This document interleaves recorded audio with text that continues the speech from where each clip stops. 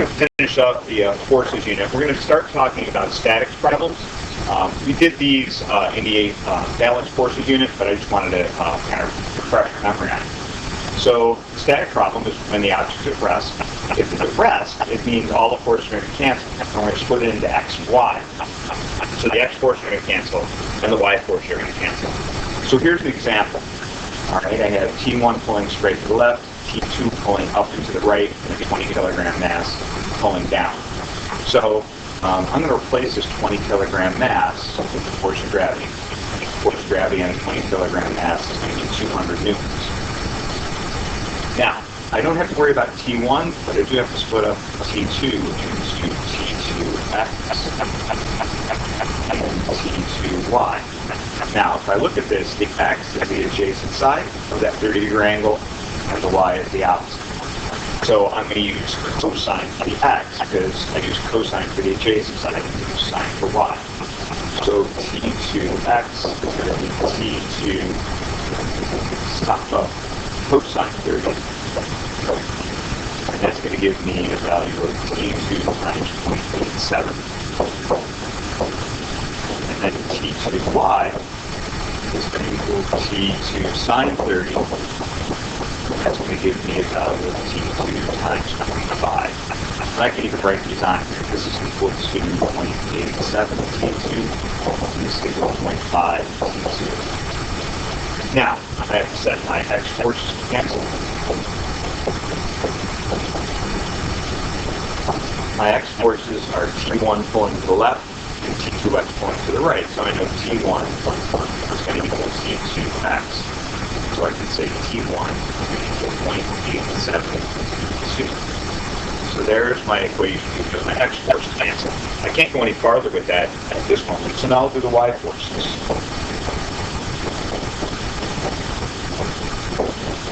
So if my y forces are going to cancel, I have two y forces. I have T2y pulling up and the force of gravity pulling down. So I know T2y as equal to the force of gravity.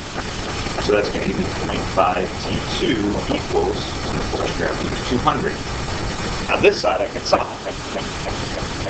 So I'll divide both sides by 0.5 and I'll end up with T2 is 400. And then I can plug that back in over here.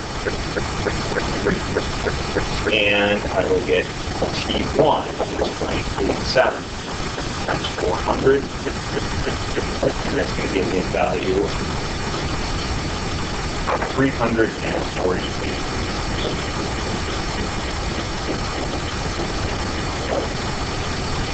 Now, I'm going to add one other type of problem.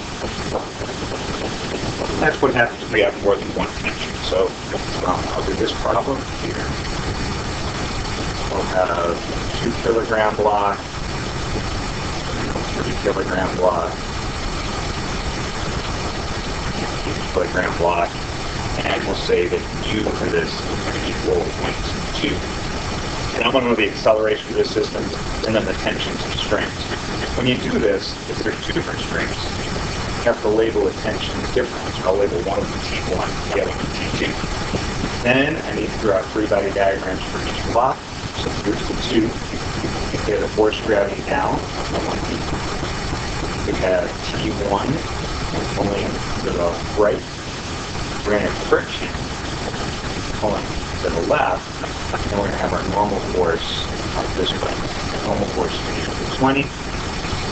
I can get FF. FF is equal to Fn. So 22 times 20, that's going to be 4. So this is going to be 4.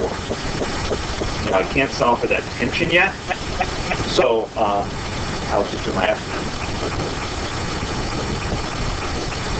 This thing is going to move to the right, so it's going to be T1 minus 4 for the Fn part equals T times A.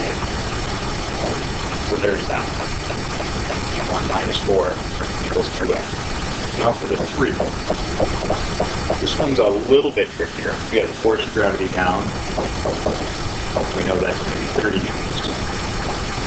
We have the normal force up, which is going to be also 30 newtons. We have T2 pulling this way. And here's why this one's a little bit tricky.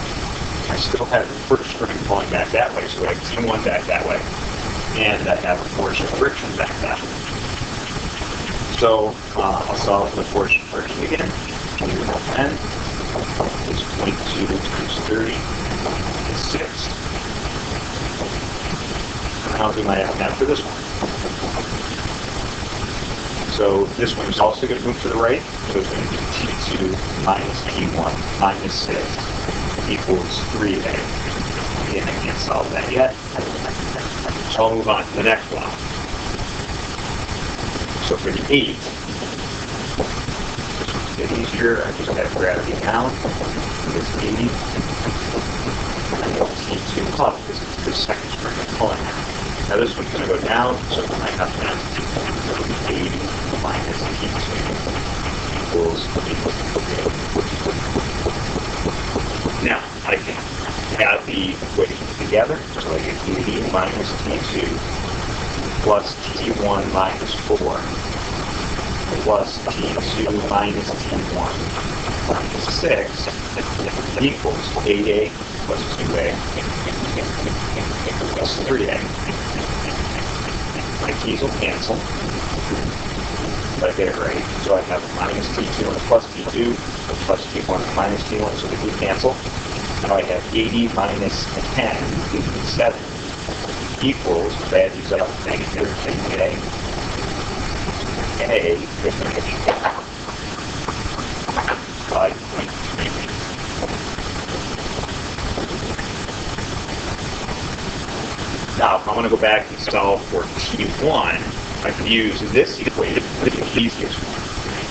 So T1 equals, T1 minus 4 equals 2A. So 2 times that 5.38. So then T1 is equal to